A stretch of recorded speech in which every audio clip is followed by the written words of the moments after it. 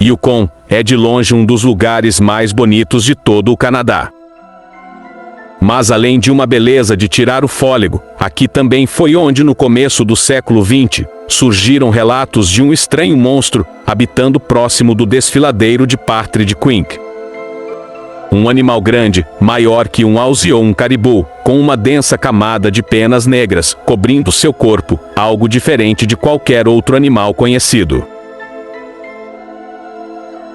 Em 1903, dois homens chamados James Louis Botlon e Tony Mori estavam caçando alces perto de Clear Creek, quando do nada, os cervídeos fugiram assustados.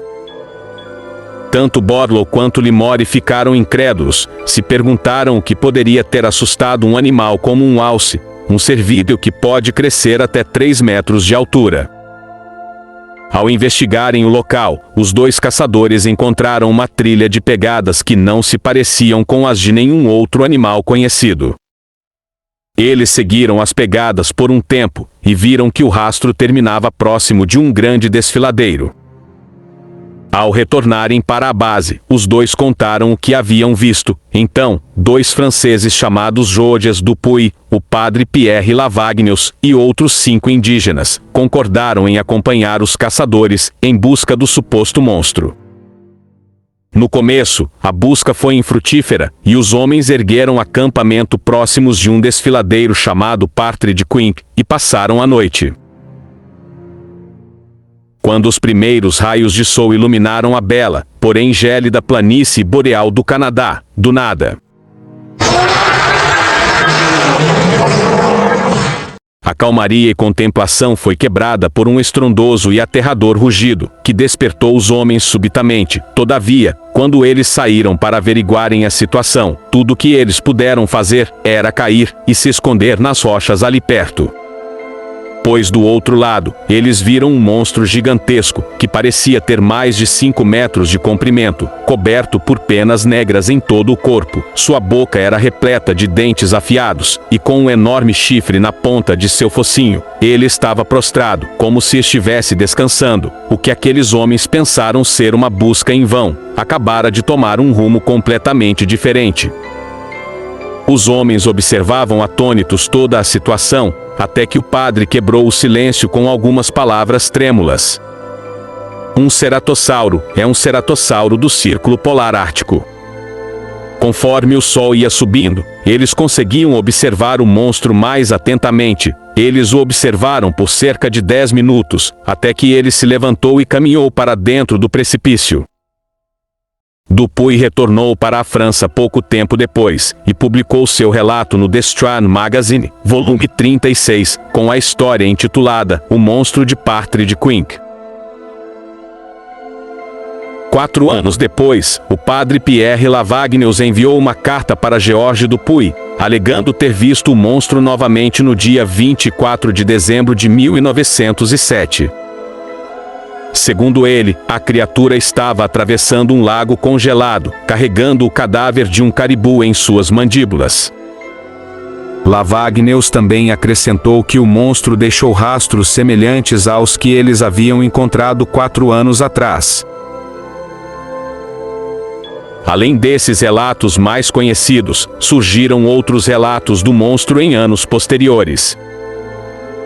Em algum momento entre 1908 e 1914, o Duque de Westminster, Hugh Grosvenor, leu o artigo de Dupuy e estava determinado em tentar caçar o monstro de Partridge Creek. Ele organizou um grupo de caça, que tinha também uma grande gaiola de aço, e estava pronto para partir para Yukon.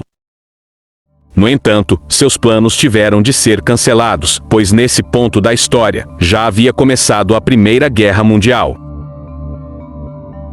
Entre os anos de 1922 e 1928, jornais de toda a América do Norte estamparam manchetes com a notícia de que um grupo de dinossauros ceratosaurídeos foram vistos na península de Kamchatka, no território soviético.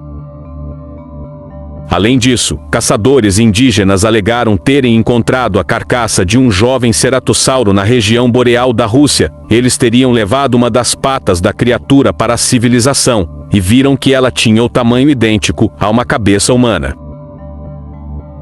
Na época, jornalistas tentaram achar alguma relação entre o monstro de Partridge Creek e estes ceratossauros russos, alegando que alguns indivíduos teriam cruzado o Estreito de Bering durante os períodos de invernos rigorosos, quando Kamchatka e Chukotka estavam ligados ao Alasca no passado, e posteriormente deram origem à lenda do Neossauro de Yukon. Se você estiver gostando desse vídeo, peço que deixe o seu like e se inscrevam, pois isso ajudará o Guia do Saber Arcano a crescer mais e nos incentivará a continuar produzindo mais conteúdos. Continuando. Com os relatos da besta de Partridge Creek já explicados, e a descrição da criatura especificada, um grande lagarto bípede, com um chifre na ponta do focinho, remete a um tipo específico de dinossauro. O ceratossauro foi um terópode de médio porte que viveu durante o período Jurássico, entre 160 e 140 milhões de anos. Ele media entre 5 e 7 metros de comprimento, pesava até 600 quilos, e tinha como maior característica um chifre nasal no meio do crânio. Existiram uma espécie e dois sinônimos desse dinossauro: o Ceratosaurus nasicornis, da América do Norte, e o sinônimo Ceratosaurus dentes ulcatus e magnicornis, de Lourinhã em Portugal. Mas, apesar da semelhança, os ceratossauros não viveram em regiões gélidas, e nem se tem indícios de que esses animais tinham penas, como dito nos relatos do Neossauro do Canadá. Todavia, existe outro nome, que é um forte candidato à real identidade do monstro de Partridge Creek.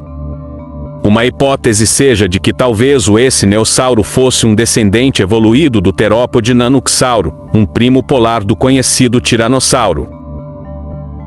O Nanoxauro viveu onde hoje é a região do Alasca durante o Cretáceo, entre 70 e 68 milhões de anos. Ele media até 2 metros de altura e 6 metros de comprimento. Enquanto alguns tiranossaurídeos tenham registros claros de escamas em seus corpos, o Nanoxaurus é talvez um dos poucos dessa superfamília a ter indícios inegáveis de penas por todo o corpo.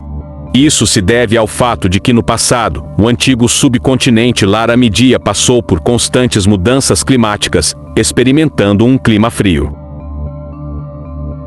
Talvez o monstro de Partridge Creek, ou como eu batizei, Ceratotyrannus yunkai, possa ser, ou ter sido um descendente evoluído do Nanoxauro, que desenvolveu uma plumagem mais densa para suportar o frio da era Cenozoica. E o chifre, talvez fosse uma herança evolutiva, ou um tipo de dimorfismo sexual, com os machos desenvolvendo um chifre maior que as fêmeas, e os usando provavelmente para exibição e pequenas disputas. O que vou mostrar agora é um caso curioso. Em janeiro de 2012, um usuário do YouTube chamado Super0371 estava gravando um vídeo nas montanhas Coquitlam, em Alberta, no Canadá, quando ele e seus companheiros registraram estranhos barulhos que não parecia ser de nenhum animal conhecido por eles.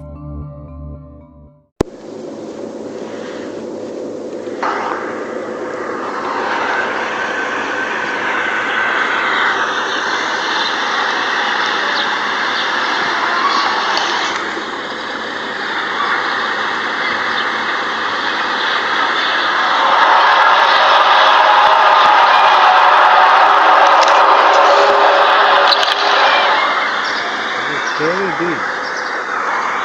How long has this been going for?